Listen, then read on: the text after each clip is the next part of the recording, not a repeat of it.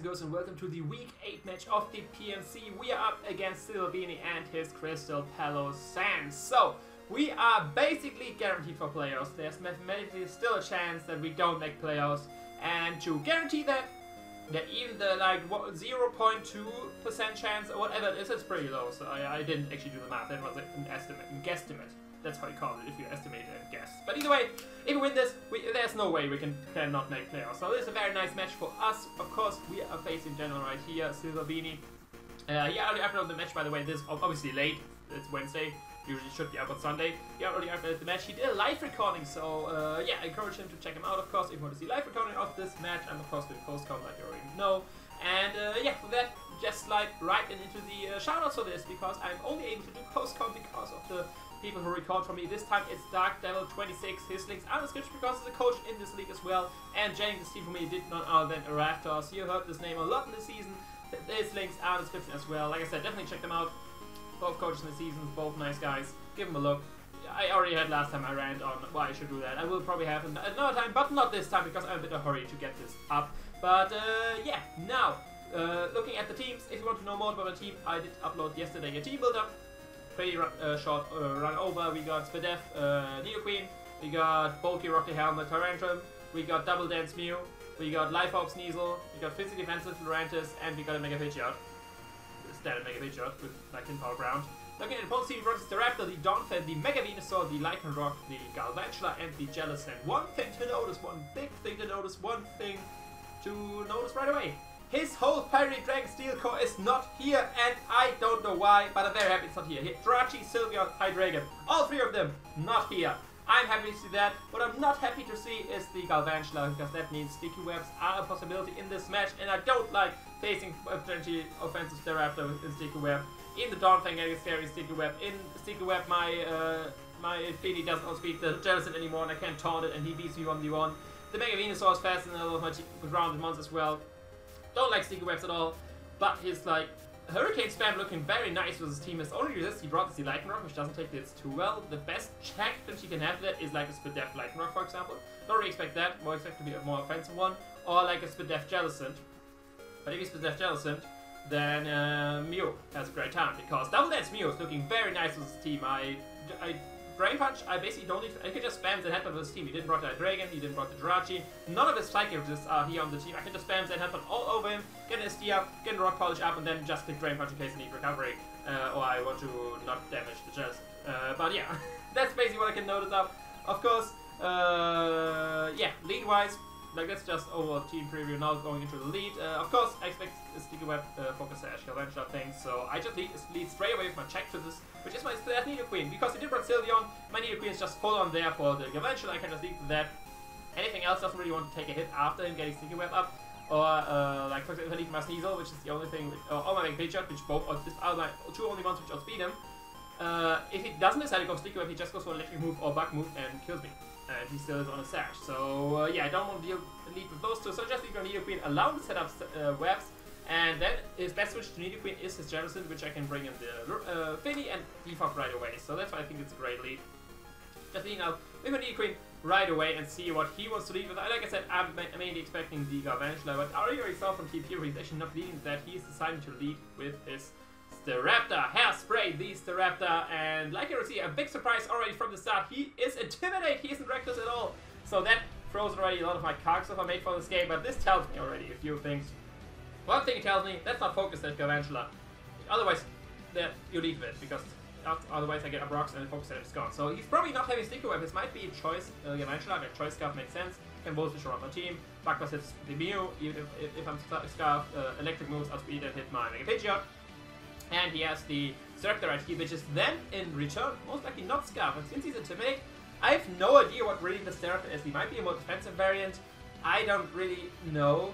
But what I know is that my Nidoqueen at full lives every hit, even from a banded Staraptor, since he's not reckless. If he was reckless, Brave Bird would actually kill me, but since he's not, I can just stay in basically, and I decided to go for rocks because I want to scout out what the hell this Staraptor is all about. It's most likely not Scarf, it's most likely not like very offensive, it's Intimidate or reckless. He just goes straight for U-turn, and this is definitely not banded damage.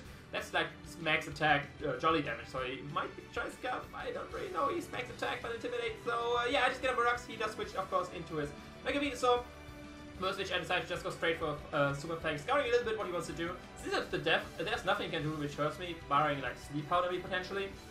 But I can just go straight for Super Fang, bring it down to 50% and start the game of wearing down his Synthesis, because that's barring my Mega Pidgeot, which I don't really want to hard switch in on potential Sludge Bomb. Because right here, it's a 50-50 call. Doesn't go for Giga Drain, let's go Sludge Bomb. Both my Nidoqueen takes very well. He obviously thinks that I will switch out with him because otherwise he won't bring this in. And I can just go for Super Fang, get 50% off, and he actually decides to go for the Sludge Bomb. Which of course is quad resisted, so he does literally nothing. And I think I just recover all of this with my Black Sludge back. Now that I've dreamed to go for Synthesis, that is actually time to switch out into my Mega Pidgeot and click Hurricane and potentially kill this guy, or just get a lot of damage with everything on his team, because like I said, his Hurricane switches are very rare. But actually does go for Giga Drain, which is of course sad because he gets a bit of damage on me, but of course good because it means he doesn't recover, and only a little bit, like you see only a smidgen, and after rocks he's back at 50%, which is great news for a lot of my mons. Of course I just keep Hurricane button here because even if he's max with that, he's dying to Hurricane. Actually does switch into Jellicent, so that tells me that he's most likely Spadef, but we'll actually find this out after the damage right here. I should of course Mega Ball. While this animation happens, I will take a sip of this. The juicy juice. And yeah, the recording lags, or not recording lags, the video actually lags, the video footage. The timer is going, I go for Hurricane, gets leftovers back, and I can see, I don't know why it's lagged right here, it does less than 50%, and that's how it's the max speed of Jellicent, so I just hard speed U-turn, I just U-turn out, right back into my Finny. Because that allows me to, basically, but right here you're constantly going for Scald, he's going for Ice Beam, and I will pause right here because it keeps lagging, I don't like that. And yeah, he's mostly going for Scald, he's mostly going for Ice Beam. Walnut can take all of that, and I can taunt him and wear down Nature's Madness. And once this thing is worn down, nothing switches into Hurricane anymore, and Mega Pidgeot can just run wild versus team. He does indeed go for the Scald, that of course will do nothing since it's resisted. I can't burn because it's the terrain. And now I actually decided to go straight for the taunt because I don't want him to recover, because if he stays around this amount of health with Rocks Up, he's actually 2-hit KO'd by the next Hurricane. So that means once Pidgeot comes in next, either I switch in Lycanroc or I get a kill. That's basically how this works. And I can just go straight for the taunt into recover right here. And what do you know, he actually tries to do just that. He can't recover right here. And that means for me, I can fire off a Nature's Madness right here, getting this thing worn down. If he wants to switch into Mega Beanie, so I can get that thing worn down even more. Then he could go with Synthesis again. I just can never switch to Pidgeot, and then we are in the scenario where this Jellicent's weak, and I have a Mega Pidgeot on the field. So I just go straight for Nature's Madness. He does indeed go into Valatar, which is his Mega Venusaur, gets some rocks damage after his Nature's Madness. He will be at only 25%, or around 25%, maybe a little bit less, maybe a little bit more. And I just can hard switch right back out. I think, do I switch in? I think I switched to Pidgeot this time again. Or do I switch into Mew? Oh wait, I do switch into, yeah right, no, I do switch into Pidgeot, goddammit, another time, sorry.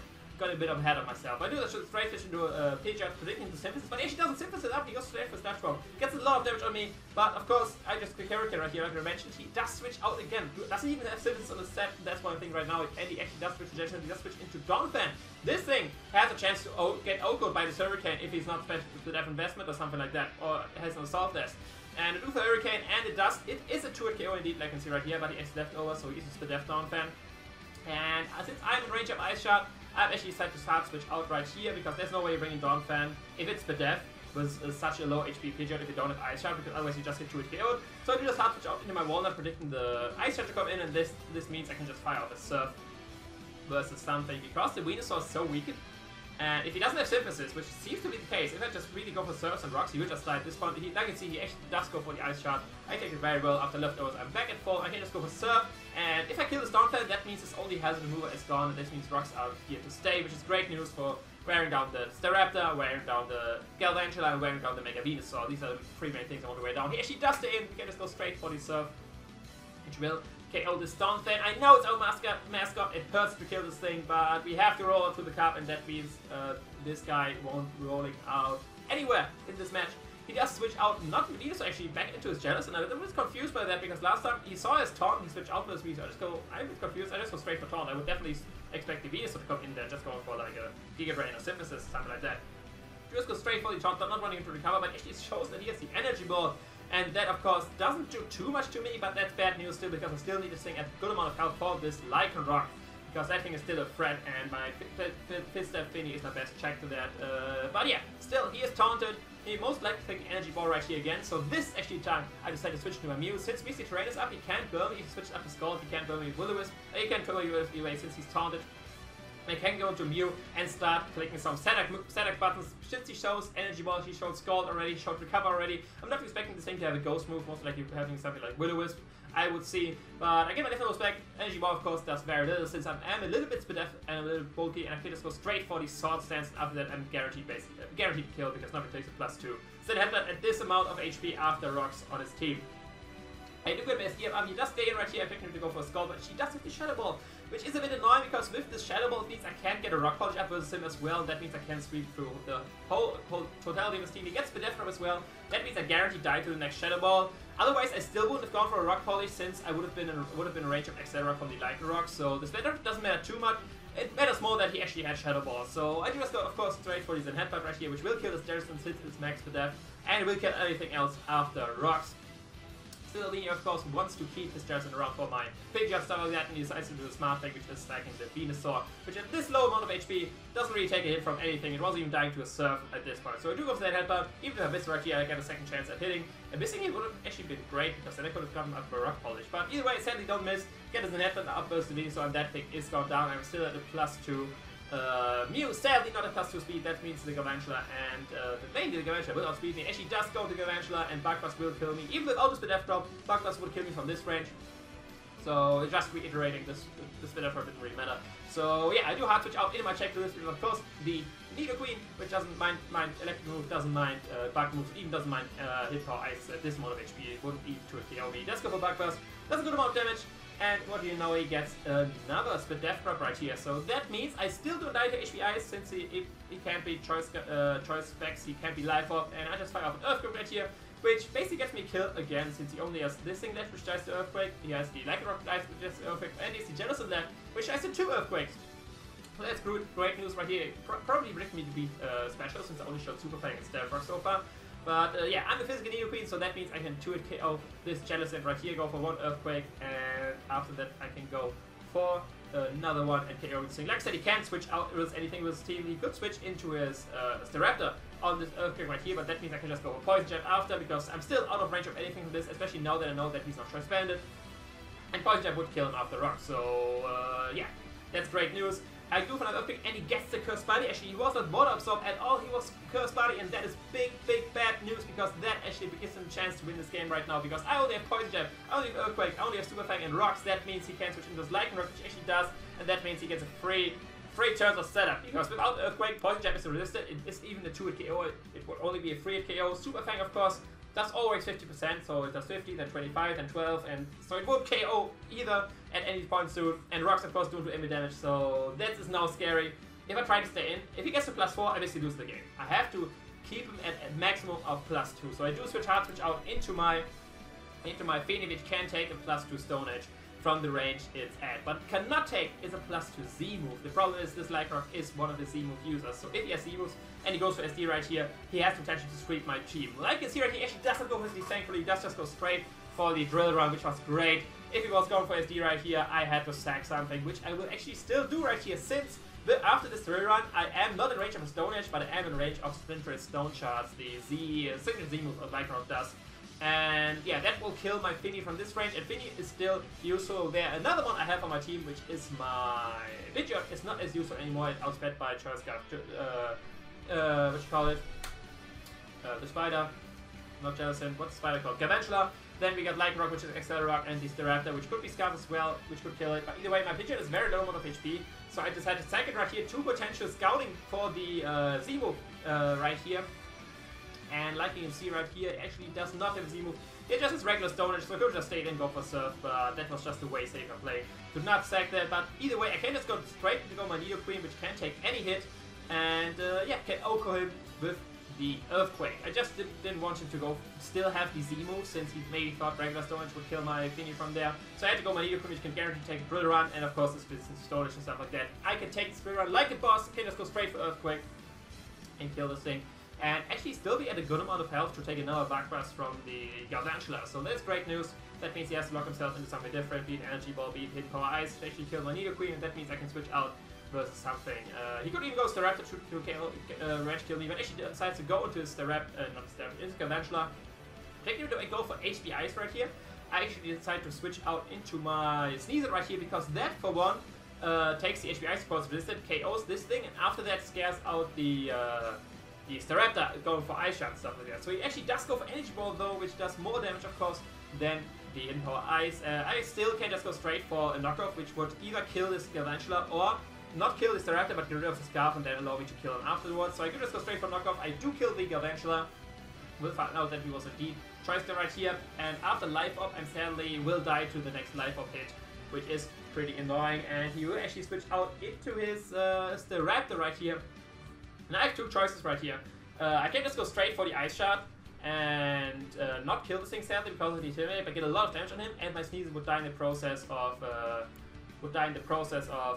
Life Up Recoil. And then I can just switch into something which can take a hit, like my Staraptor, which is still at full and KO'd. So what I decided to do actually is to potentially preserve differential by hard switching into my Tyrantrum right here, because let me explain.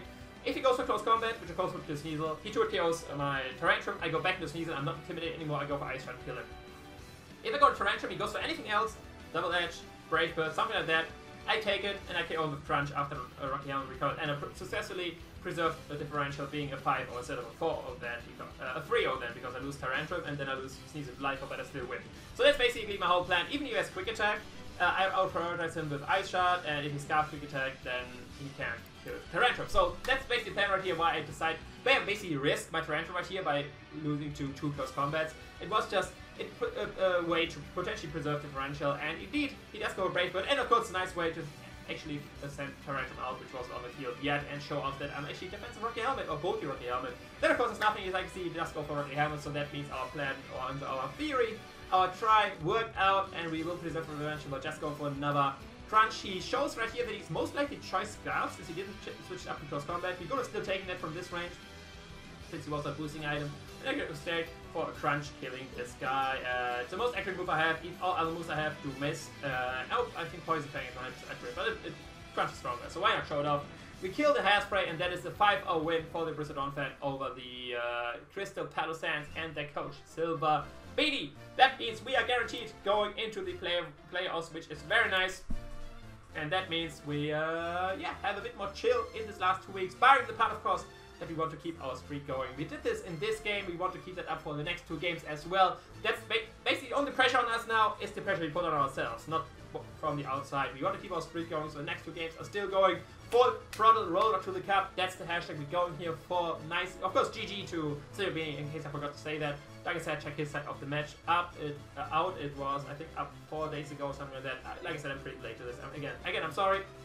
But yeah, that's basically all from me from this side. If you did enjoy, leave a like, comment, subscribe. MVP, I have to say, I gotta give the MVP, I want to say, to Nidoqueen. Nidoqueen did very well, dealing with the Ragnarok, killing the, super fanging the what you call it, Venusaur, scaring out the Staraptor at the point, scaring me 3 rocks and then killing the Jellicent. I think Nidoqueen got the most kills, and I think it did the most work in general in this team. But yeah, that's all for this upload. Like I said, like the video, sub, and all this good stuff. If you enjoyed, I will see you another time. Ciao!